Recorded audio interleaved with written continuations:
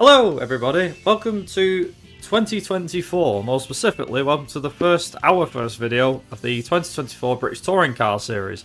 Now I do know that normally you don't have a video introduction, but here you go, we're going to start off the year in a slightly different way. Now Ben is here, say hello Ben. Hello. He is here. Now we're covering the off-season news. Now there's quite a lot to go through and I promise that this video will not be too long because even though there's a lot to cover, it'll just be a case of covering the basics, because a lot of things are just like little bits and pieces. Obviously, there's going to be more news coming out, but first and foremost, we'll get straight into it. So, back in late October, BTCC decided to launch this, which was a Quick 6 qualifying for 2024. Now, for those that don't know, qualifying, it's split up into all sorts of different bits and pieces. Sometimes they had a top 10 showdown, sometimes it was just the 30 minutes and that was the end of it.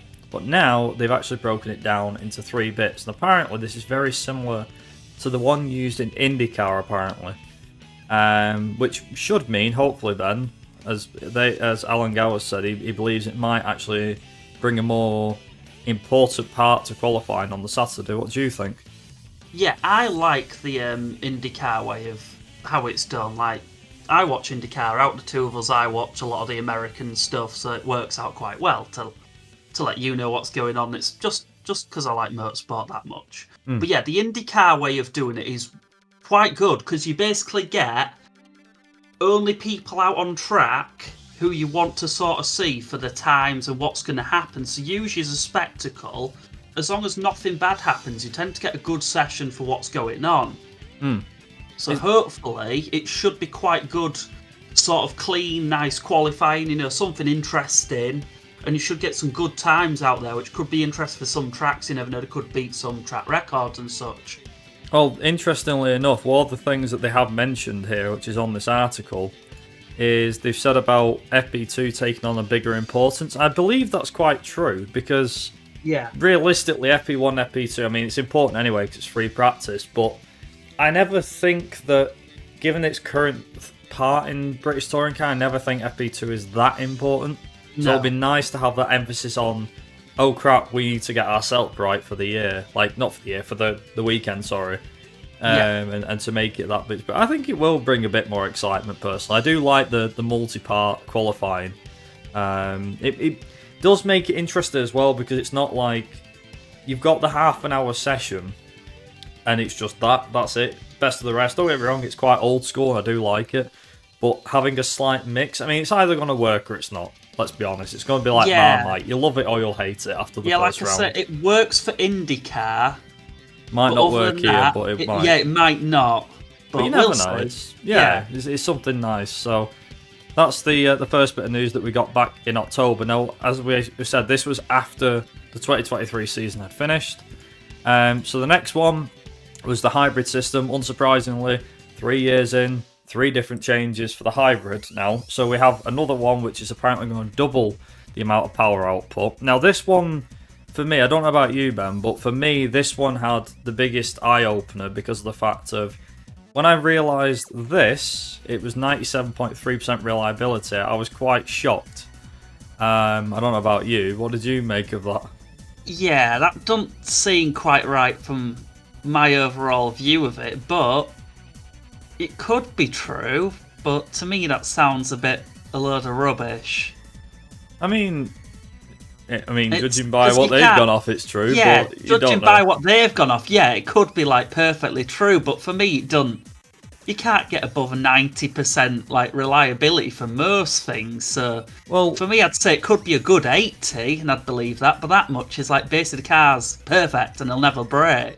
Yeah, I think that number's going to go down this year, I'll be honest. Yeah, that's what I'm thinking. I think that number's going to eventually drop to 60, and they'll go, there you go, that's the number, guys. But on a bit of a more serious note, though, the double the amount of power for the hybrid system, what do you reckon that might do to the racing? Yeah, that should hopefully make it so when they're on the hybrid, it actually kicks the car forward instead of where, as you mentioned many times last year, the hybrid would, some races, it'd literally be useless. Yeah, it didn't seem like it had enough power. I think double the power might make things... Sutton especially said there were some races where when he got on pole, he didn't even care about what anybody else had on hybrid because he could just beat them anywhere. Well, that's it, yeah. I mean, even with 1 second of hybrid, you can say it's the car and it's Ash and whatever. Yeah, but I don't think so. I think it's just down to the hybrid not doing it. Pass in F1 and whatever they call it in IndyCar. Yeah, I mean, a lot of people are still... I don't blame them, by the way. I'm not like going to go say that I'm old school or anything, but I do believe, up until last year anyway, I do believe ballast was still the better option out of that and the hybrid. But then again, times are changing and everything. That's the only thing. Yeah, everything has to change. So, but ballast did work well. It did what it did perfectly. Yeah, but then you have people that could change the car and adapt to it. Oh yeah, you have people who would just like Sutton would set up to be on full ballast on purpose, but then that's a risk in itself because then when you don't have weight in the car's going to handle like trash anyway. So really good on them for doing that. And even I think Ingram said, good on Sutton for going that way when he did. Well, that's it. It just showed you. Itself. Yeah, exactly. So I don't know. I hope the hybrid system gets everything sorted out. Now imagine if how the series is trying to go with its public image and keeping the drivers happy. Imagine if, as long as they keep listening to the drivers' feedback, especially because the drivers want the sport to be interesting and competitive anyway. What's interesting is the fact that Ash has already had a taste of it. Apparently, it was one of the 3 drivers that tried it at Snetterton back in September last year. So that's encouraging, but I'm not going to say home advantage to Sutton here. But you never know. But it'll be interesting to see what happens. But like I said, this was on the 30th of October when this was announced, so still got a fair bit of news. But so you have that. There was the next piece of news we got in early November, which was regarding the TOCA Junior Championship. Now, for those that don't know, basically the Junior Championships, or the sport packages, I'll call them in this case, we've had a variety. Obviously, Jeanetta's dropped out, so they were replaced by like the Legends cars and stuff, which are making a return this year, which is great because they're a great little series. And Jeanetta's have been announced for North America, and I think this might be supporting IMSA and stuff, possibly in a different way. So Jeanetta's series will still carry on in some capacity. Yeah, but in terms of the British touring cars, though, we've got this little thing which is called the TOCA Junior Championship. So as you can see here, 1800cc inline 4-cylinder engine, sequential gearbox, makes the car fun and satisfying to drive apparently.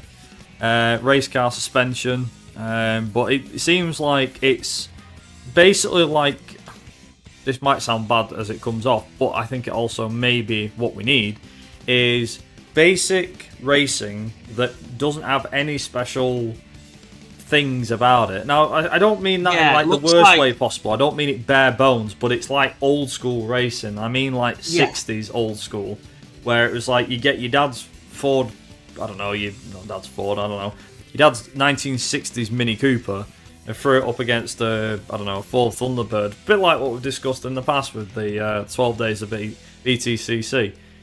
But I think, obviously this is like a more modern take, but I think the whole idea of, right, okay, here's a spec, here's what you're building it to. Granted, that's what the teams have to build to in the BTCC Championship anyway, but I think having this as a junior championship is going to allow, in my eyes anyway, it will allow more championships to form out of it, and it'll, well, say more championships, it is a championship, but like, the drivers that are going to come out of it might be better when they jump into British touring cars. Not to say we haven't had, but I think it'll make a nice stepping stone, is what I mean.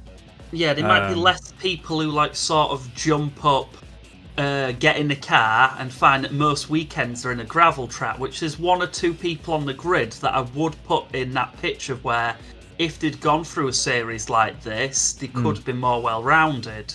Well, that's it, and obviously you've got like the specification of racing seats and all the rest of it, so it is going to go through a vigorous one.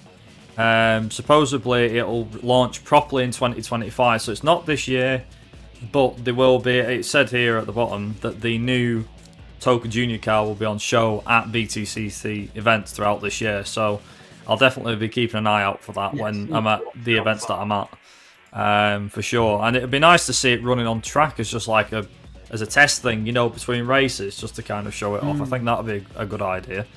Now, we're going to move off touring cars. We're going to stay on touring cars, but we're going to move off real touring cars and move into the virtual world, because on the 6th of November, ironically, the same day the Junior Championship was announced, Toka then announced that it terminated its license with Motorsport. Now, this has apparently since been given to somebody else, unknown as to who, but it's apparently been given to someone else. I know NASCAR and IndyCar have already gone their separate ways from Motorsport games. Yeah, I think, Le Mans let's be honest, game is apparently meant to come out next month. Yeah. And we'll see. I mean, to be honest, if I can be straight up honest with you guys, and maybe Ben could probably help me out on this one, we're kind of not surprised at this. There was a lot of I don't think anybody should be. This company, Motorsport Games, it terminated the company in Australia that was literally the sole company making the IndyCar game, which made Roger Penske and his team who own IndyCar suddenly go, "We're off, you guys suck, see ya." Yeah. And that was quite a big public, really big public outcry, which I don't blame them. They've gone back to IndyCar, and apparently they're making a console game as well and something else with, I think, the folks from IndyCar. And NASCAR had already partially left and then fully went, "Yeah, we're just doing the same, see ya." Well, the thing is as well, Motorsport Games had several licenses. For those that don't know, they had the BTCC license, they had the NASCAR, the IndyCar. They had plans on, I believe it was this company, they had plans on making a Le Mans game. Yes, it's still doing amongst that others. so far. It's meant to come out next month. I think, like, literally the start of next month. But in terms of this, Ultimate. Like, I've got it on wishlist on Steam, but I don't believe it'll happen. but the thing is as well, like the biggest one was when this news did drop. A lot of people, like me and Ben, weren't surprised. You guys might have not been, but it's a case of who did they go to now? Because the Co-Masters are no longer a thing. They're now dead. EA Sports Rally or whatever the hell they are. Motorsport Games can't be trusted. They have to give up the license because of the fact that they're not doing anything. So it's like, who the hell do you go to? There doesn't seem to be a AAA developer that wants to do it. It's a big shame as well for the communities. Yeah, I think it'll be one of them where what I'd probably do if I was Toka is speak to IndyCar and see how they're going about theirs. 'Cause it seems like the way they're going about makes a bit of sense where they're doing the iRacing stuff, which brings eyes onto any series, has been proven. And then they're doing the side project, which I think is with iRacing, where they're actually making a separate game itself. Personally, that could be the best route to go down for most things in my eyes, 'cause it brings so much eyes onto a sport. It's unreal. Well, that's it. It's like a case of with how motorsport gaming is in the US and how it is all over the world. It's kind of shocking that it's not just a case of, oh, they've done it to us because we're in because the British touring cars. No. This isn't one racing series that got screwed over. This was several. So I think it's kind of a big red flag for a lot of companies. I think people came out and were like, oh no, we're not going to get a touring car game. It's like, we will get one.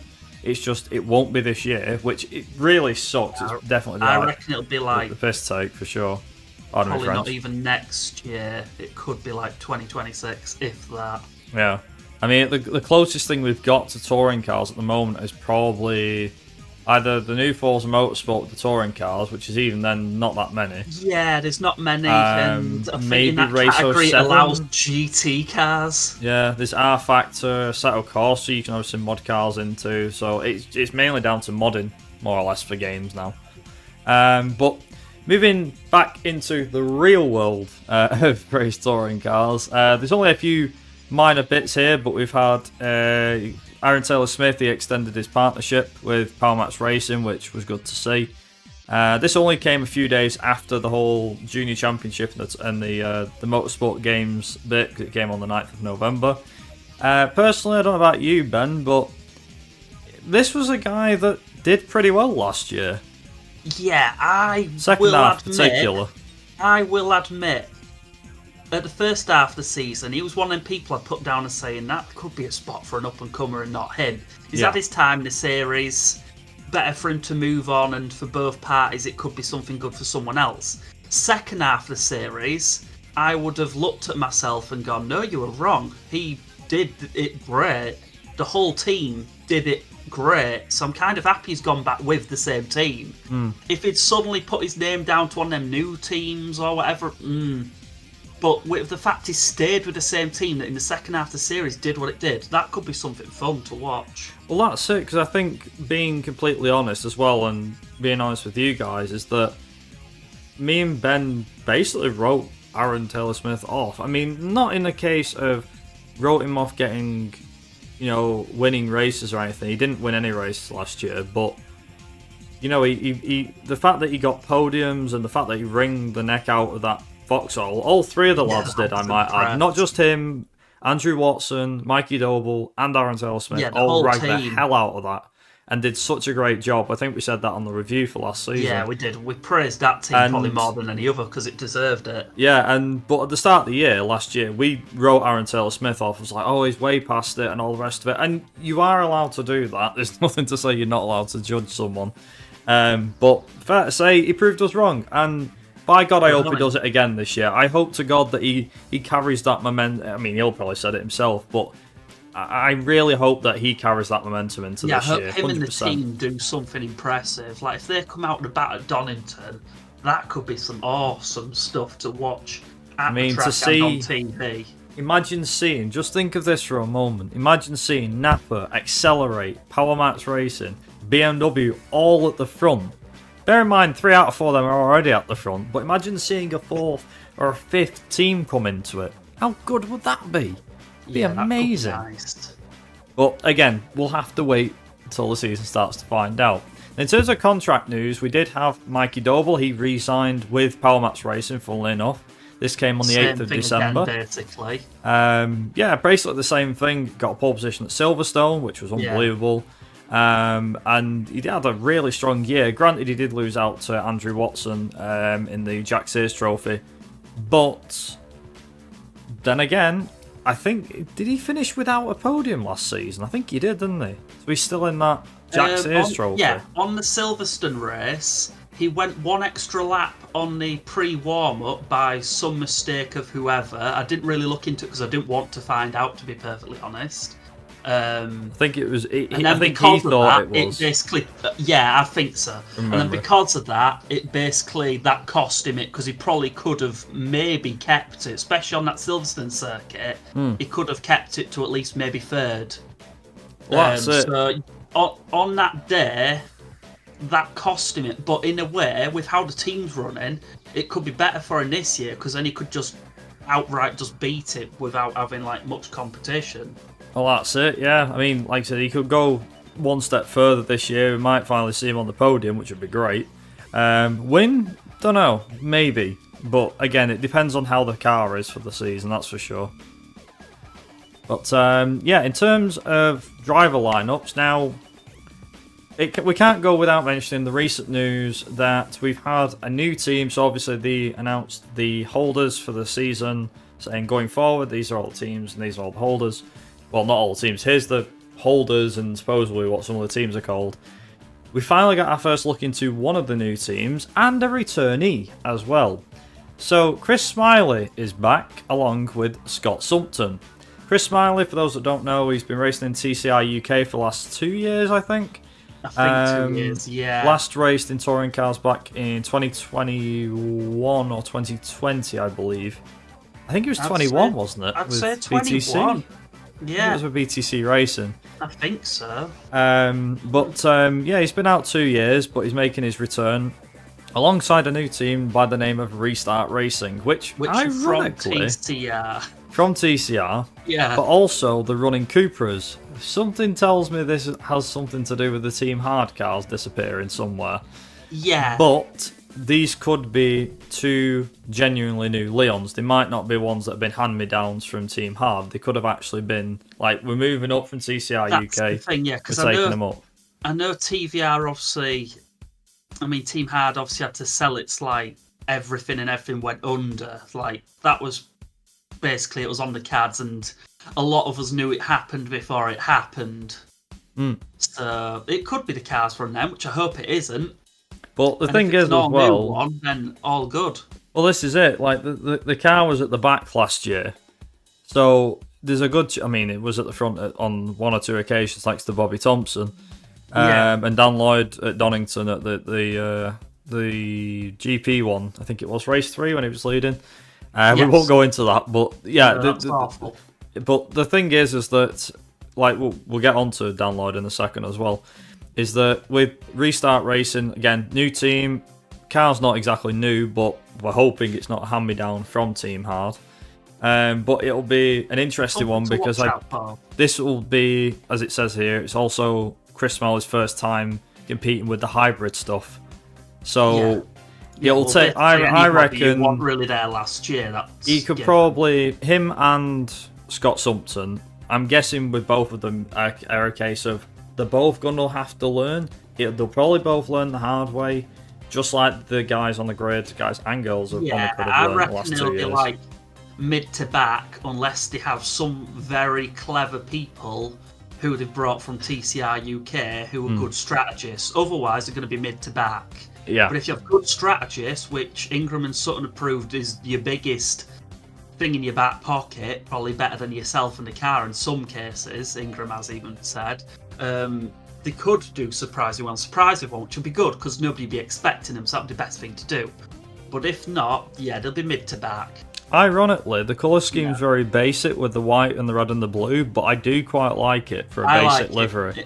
It sort of reminds me of old school BMW cars where they just kept it simple. You had a pure white car, a couple of colours splashed and a job done. Now I'm going to say, for the record on this one, I reckon that's pre-season and not the final livery. I think the final livery might come after pre-season, maybe. But I don't know, maybe it will be. A few more sponsors and stuff on it. But either way, Scott Sumpton, we haven't even got into him yet. He's come also from TCR UK as well. He apparently competed alongside Chris Smiley. Yeah, I think they've brought the whole team sort of over. I don't know if they're still competing in TCR, but it seems they've sort of brought. But what I do find interesting, the guy's quite young at only 19, and he was in TCR Spain as well. So it's fair to say that he's had a couple of years of experience in a touring car championship. It might not be the British touring cars, but he's had a few years, which is a really good thing to have. At least you've got the experience for it. Yeah, that's what I mean. So it could work out in his favour.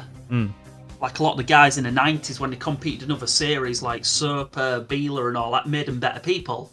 And then, it's obviously like your Tarquini and all that, and because they competed in other stuff, it did them a world of wonders. Well, that's it. But it could also be the opposite. But you don't know. Anything can happen. Well, that's it. The other two things as well, three final bits of news, which include, so On the Limit Season 4, for those that don't know, that's like British Touring Cars version of Drive to Survive, if you want to call it that. But it's actually decent and isn't dramatised for Netflix. Kill me all you want for saying that, but that's generally the truth. That is now out. You can watch that on YouTube. The next piece of news is Dan Lloyd will not be returning to British Touring Cars in 2024. He's moved to the Porsche Carrera Cup, the UK, I think it was, Porsche Carrera Cup UK, with the team, I forget what team it is, but he has moved out of the British Touring Cars. So I'm going to miss the guy, but he will be at the touring car meetings under Porsche. So that's good. A bit like Ollie Jackson with the Porsches. So yeah, like me last year, kept seeing Ollie Jackson on stuff, so it'll sort of still see him around. And obviously one of the biggest things as well, which we're not going to cover here because that's for the season preview, is the 2024 British Touring Car calendar, which dropped. That dropped back in May last year, very early on. However, we'll save that mainly for the season preview that me and Ben are going to do. When we look forward to the season, and that will probably be coming in around March, April time, so as the season gets closer. We hope to see you guys there for that. In the meantime, feel free to stick around, and you'll continue to support memes, absolutely everything to both of us. We appreciate all those that have stuck around over the winter months. Apologies for lack of content, but we do have plans to give you a bit. Yeah, Ben's had an actual accident in real life as we've been filming this back in December. So we've had, fair to say, we've had a bit of a shock. I have a metal leg now. Ben's turning into a Transformer or Robocop, whichever one you want to call him. In the hybrid system ready. Getting the hybrid, I like it a lot. But yeah, so like between Balance, myself and because I was Ben, too fast. well, there you go, there you go. But between me and Ben, yeah, we obviously will be carrying on the race reviews as the season goes on, as per usual. We'll do the season preview to look forward to what comes ahead for the season. If there's anything else that we've probably missed, let us know in the comments, as per usual. Hopefully this has been a nice introduction, a bit of a change, because I know that we normally do, there's normally a bit of game footage. I thought, no, you know what, we're going to have, you know, a bit more. Also kind of helps that I'm wearing my Napa Champions t-shirt, but we'll forget that one. But either way... An Aston Martin Racing BHD Mansell Motorsport top on. There you go. So yeah, on that note, thank you very much for watching this. Hopefully you guys enjoyed it. Let us know in the comments what your favourite piece of news was, if there was one. And also let us know in the comments if we forgot anything.